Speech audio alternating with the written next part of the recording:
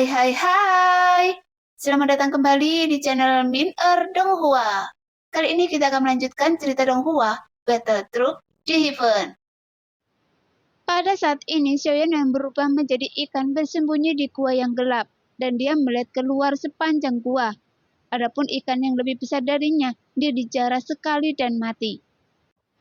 Saya tidak menyangka menjadi ikan akan sesulit ini, dan cedera apapun bisa berakibat fatal. Gumam Xiaoyan dalam hatinya. Adapun alasan mengapa Xiaoyan bersembunyi di dalam gua saat ini, justru karena dia hampir mati dan ekornya terluka, sehingga dia hanya bisa bersembunyi untuk memulihkan tubuhnya sementara. Tentu saja, ikan-ikan kecil terkadang berenang ke dalam gua yang gelap. Xiaoyan juga bisa menggunakan ini untuk menyergap dan memakannya, sehingga mendapatkan pemulihan energi. Seiring berjalannya waktu, bahkan sirip-sirip punggung menjadi lebih besar, sehingga kecepatan menjadi lebih cepat dan lebih kuat. Mulutnya penuh dan gigi tajam dan sudah bisa menelan sebagian besar ikan. Meskipun dia masih jauh dari mendominasi, namun sudah masuk kategori predator, yang membuat semakin sedikit ikan yang bisa lolos yang ditelannya, kecuali yang lebih besar. Dan Xiaoyan juga menjadi semakin bersemangat untuk menjadi lebih besar dan lebih kuat. Menjadi penguasa laut ini, bahkan dia sudah lupa ini adalah sebuah realisasi, dan sepertinya benar-benar berubah menjadi ikan. Sekarang, dia ingin merasakan sesuatu yang tidak mementingkan diri sendiri dan masuk dalam keadaan yang paling mendasar untuk membenamkan dirinya di dunia ini. Hanya dengan begitu, dia dapat memahami arti sebenarnya. Melahap dan tumbuh dewasa, ini ada satu-satunya pikiran utama Xiaoyan sekarang. Tubuh fisik sepertinya telah mencapai batas makhluk hidup. Lambat laun, Xiaoyan tidak lagi terus berkembang. Bentuk tubuh telah mencapai tingkat yang baru hampir melampaui 90% ikan di lautan. Dengan kecepatan dan kekuatan, tubuhnya adalah eksistensi terbaik di lautan, dan dia mengembara tanpa tujuan di lautan. Namun tidak mengherankan, kecelakaan itu akan segera terjadi. Sekarang ada getaran hebat di kegelapan, meskipun Xiaoyan sudah merespon dengan cepat, tapi dia masih terlambat, sehingga Xiaoyan merasa seperti jatuh ke dalam kegelapan.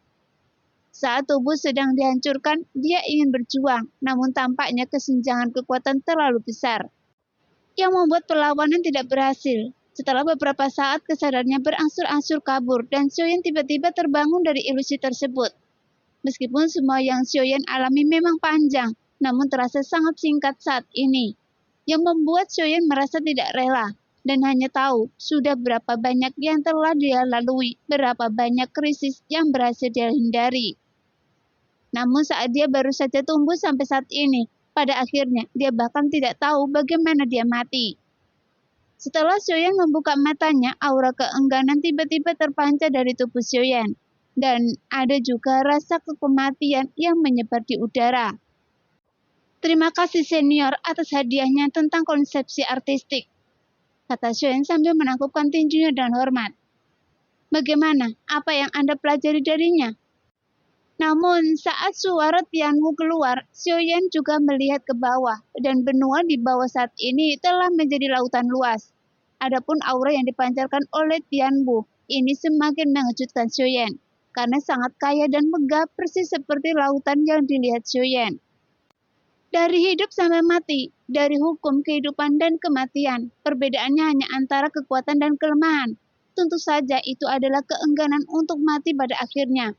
Jadi seluruh kehidupan saya adalah antara kehidupan dan kematian. Bahkan jarak antara milimeter itu sangat sulit.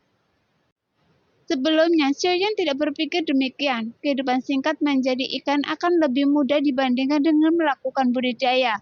Bahkan terasa lebih sulit berjuang untuk hidup. Jika dia tidak berhati-hati, dia akan dibunuh. Adapun yang membedakan dengan dunia budidaya adalah sifat manusia menyerap langit dan bumi atau merampok orang lain. Namun pada dasarnya cara pertama berbeda dengan dunia laut. Jika dia ingin menjadi kuat, dia hanya bisa melahap terus-menerus. Dan makhluk-makhluk jenius di sekitarnya adalah sumber daya yang membuat dia lebih kuat. Bagus, di antara manusia, Anda memiliki pemahaman yang baik, karena mampu memahami arti dari pencerahan ini dengan jelas. Maka saya akan memberi Anda keterampilan lain. Suara Tianwu perlahan keluar lagi. Segera benua di bawah Xiuyan mulai berputar perlahan, dan langit gelap dan hujan turun semakin deras, seolah-olah hujan sedang menyambut kedatangan rajanya. Awalnya, setetesan hujan yang tersebar di langit sama sekali tidak bisa menyentuh Xiuyan. Tapi saat ini terjadi hujan yang berisi kekuatan aturan yang mendominasi dan berkuasa, yang menyebabkan hujan itu menembus api pelindung Xiuyan. Melihat adegan itu, Xiuyan tiba-tiba mengangkat kepalanya. Kemudian tetesan hujan jatuh di alisnya. Mengubah awan dan hujan, keterampilan bertarung tingkat kuno.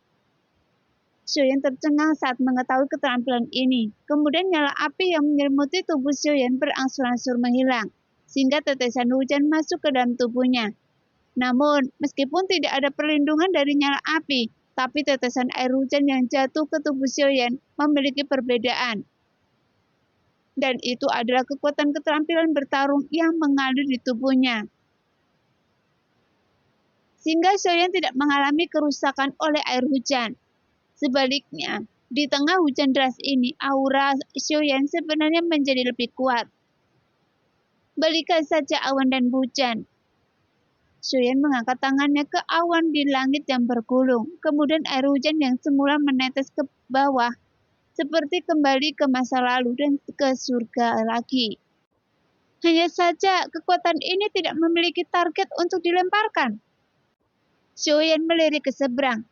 Akhirnya dia melihat ketiga monster di sebuah sisi yang sudah dalam kondisi mengerikan setelah basah kuyup ke oleh hujan. Namun saat Xiuyan menoleh, mereka memiliki perasaan tidak nyaman yang kuat. Karena mereka melihat Xiuyan membalik telapak tangannya dan hujan deras semuanya berkumpul bersama, menyapu ke arah ketiga monster yang malang ini. Segera tatapan melengking keluar dari ketiga monster itu, karena di bawah hujan tampaknya deras ini.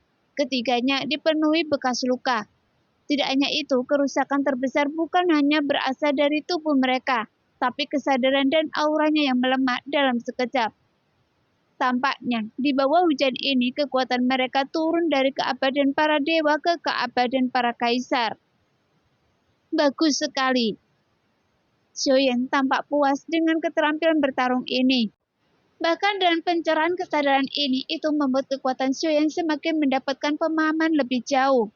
Sekarang dia tinggal beberapa langkah lagi dari keabadian dewa. Namun belenggu yang menyelimuti Xiuyan belum sepenuhnya runtuh. Karena jika hanya peluang ini saja tidak cukup. Jika saya memiliki pemahaman seperti ini dan bisa mendapatkan lebih banyak lagi, mungkin itu bisa membantu saya menerobos keabadian dewa. Memikirkan hal ini, Xiuyan tersenyum puas. Namun dalam pusaran air di bawah, sebuah raungan menjadi semakin keras. Kemudian Xiuyan melihat sosok agung perlahan muncul dari sana. Dan tubuhnya seperti harimau memiliki 8 anggota tubuh. Terkadang seperti harimau, terkadang seperti manusia. 8 kaki dan 8 ekor saat tampil di depan Xiuyan. Namun setelah udara putih melayang pergi, dia berubah menjadi tubuh manusia berambut merah dan mata merah. Sosoknya bahkan sebenarnya cukup tinggi dan tampan.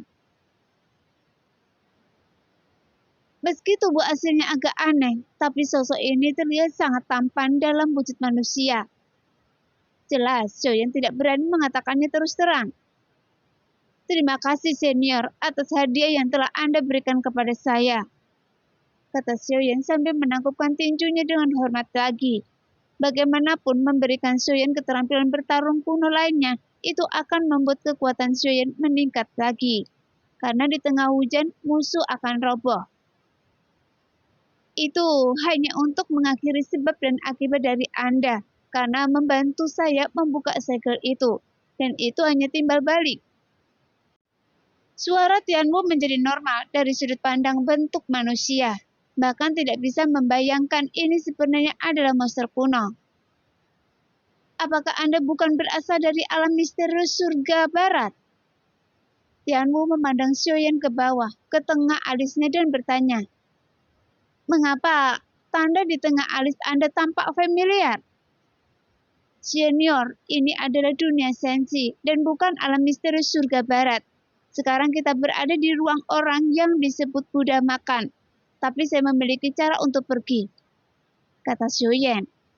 Setelah Xiaoyan selesai berbicara, Tianwu melambaikan tangannya dan awan di langit tiba-tiba menyebar. Apakah itu dia? Menengadah di ruang yang robek, kepala gemuk Buddha makan masih ada di sana. Dia telah menyaksikan semua yang terjadi dengan mata terbelalak. "Anda benar-benar berani melepaskan segel itu, maka Anda akan hancur bersama dunia surga dan bumi ini." Meskipun Buddha makan meraung, namun Xiaoyan dapat melihat dengan jelas bahwa ketakutan di matanya. Karena hanya di bawah ketakutan yang ekstrim, dia akan menunjukkan ekspresi sangat marah. "Iya, itulah orangnya," jawab Xiaoyan perlahan. Segera Tianwu mengangkat tangannya dan melambaikannya. Tiba-tiba beberapa lekukan darah tiba-tiba muncul di wajah Jiami atau Buddha makan, yang menyebabkan dia meraung kesakitan, dan dia segera menarik kembali kepalanya dari ruang ini.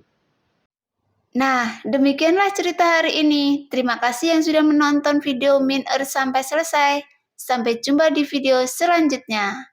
Bye-bye.